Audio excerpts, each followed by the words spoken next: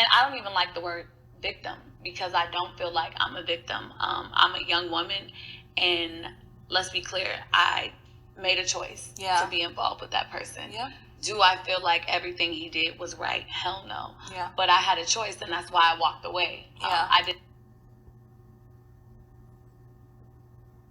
So happy to have you. Faith is an R. Kelly accuser, and she also appeared in the docuseries Surviving R. Kelly.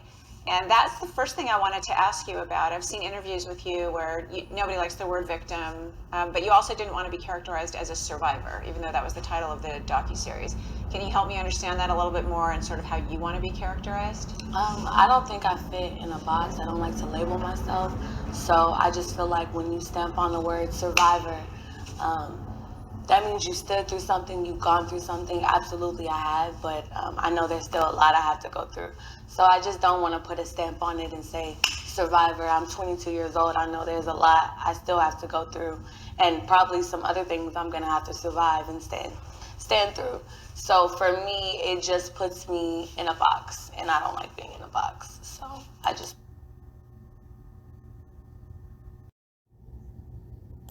Could R. Kelly be going back to court on new sexual assault charges? Another woman has come forward with her own personal accounts of R. Kelly's alleged abuse. She's speaking out in a daytime exclusive interview for the first time since filing an unexpected lawsuit against R. Kelly.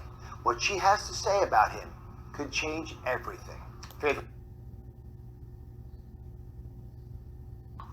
So it's a big decision by you. You are often presented with opportunities to help people. Why did you decide to take Faith's case? Well, Faith is definitely a young woman who has courage. And her motives are not only to assert her own rights, Dr. Oz, but also, as she said, she wants to help other young women because this has been a really traumatic learning experience for her.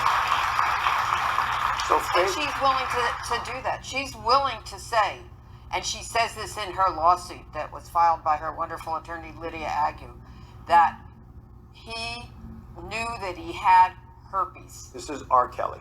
Yes, Okay, and that he gave that to her he did not disclose to her that he had it, that he knew that he had it. And that is something that is very dangerous.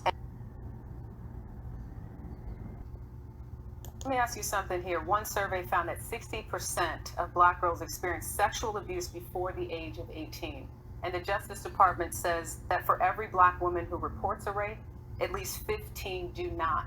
Do you think that the attention that has been placed on R. Kelly, on the alleged victims, will help people come forward, will change that narrative?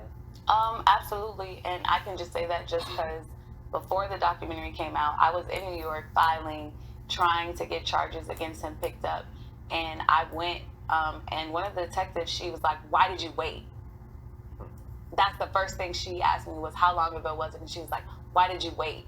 And I could have easily got discouraged and walked away. And I'm like, it's stuff like that and people's words that really make you second think what you do before you do it. But at the same time, I knew, okay, they're not going to pick it up. I'm going to try somebody else. And eventually it did get picked up. And I'm involved in the federal case.